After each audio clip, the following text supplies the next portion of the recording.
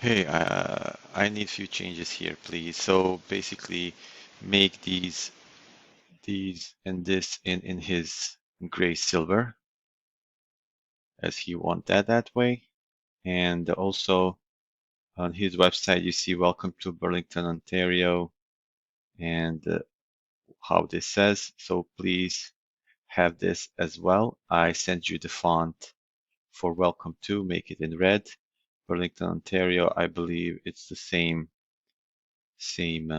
font as it's Poppins and all of this. And now when it comes to the search, you see how his search is here. Can we, by any chance, make this one so we can remove this background and make the search button next to it? So it can be just this section here with the button here.